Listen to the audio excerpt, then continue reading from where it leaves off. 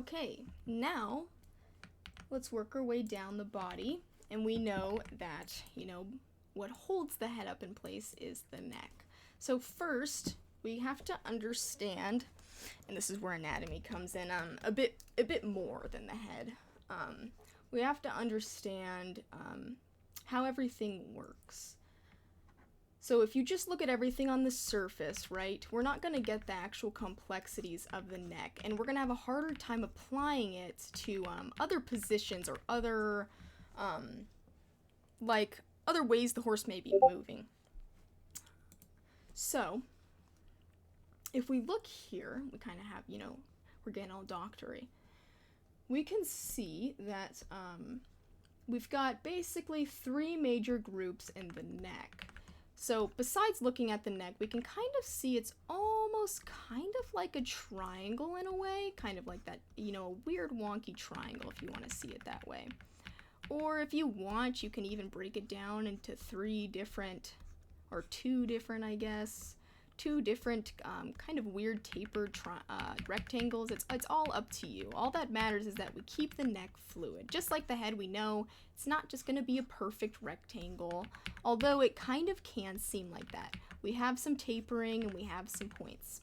So, cutting off at about the chest and the shoulders, this is all the neck.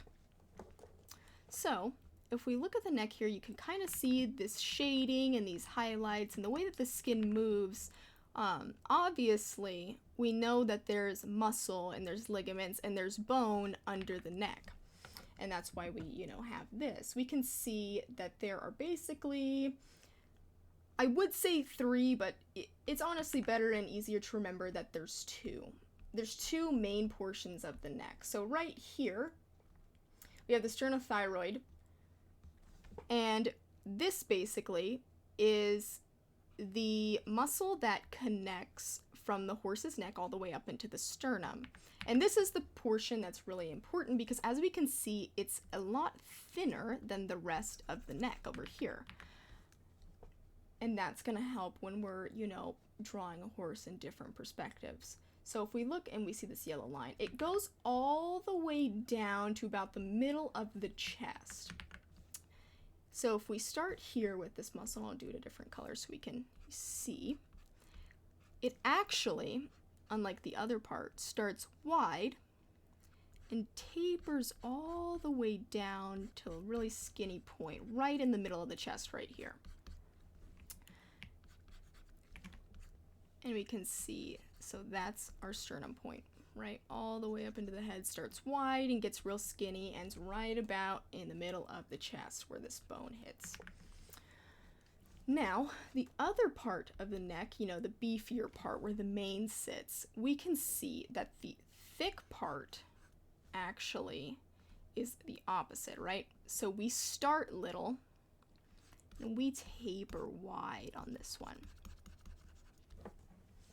And so now we basically have just, pretty easily broken down these two parts of the neck.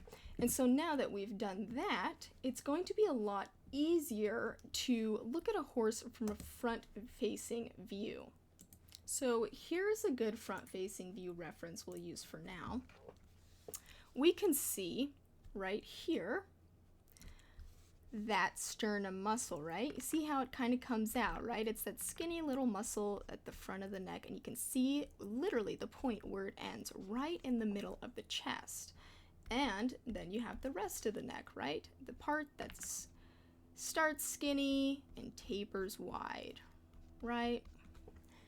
And so knowing this, we can easily apply it to almost any view you may have of a horse. So we know this now. If I want to draw a completely front-facing view of a horse, let's start with basically the foundation. If we think of this as a cylinder, we know the top right here is going to be flat, just like a normal cylinder, right?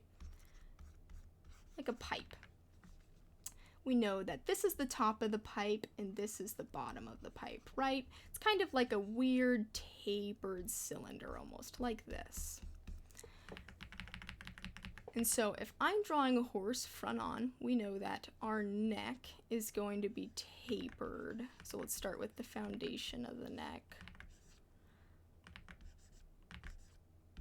Just like that. And then right where the head is about to sit. And taper it down. And now we know, just looking at this horse, it's not going to have some fat, beefy neck just like this, right? That's not how a horse's neck looks. That's where we go back to this. So let's start with our sternum muscle, right? Starts right here because it goes into the head, remember? And we're skinny and we're tapering down, skinny, skinny, skinny, right? And that is where you start, right? And now we know behind this is the rest of the neck muscle. And that's kind of where the dimension comes into play, right? You can see how much better that looks, right? It's not just like a little fat, chuddy cylinder. We can see where the rest of the horse is going to come into play when we get past the neck, right? We can see right here, this is where the shoulders are going to sit. And we can see right here the kind of like boobs the horse has go right outside of where that sternum muscle is going to sit. So it's important to understand the anatomy because it lays the foundation for the rest of the horse. So I hope that that makes sense and we can see why the neck is so important.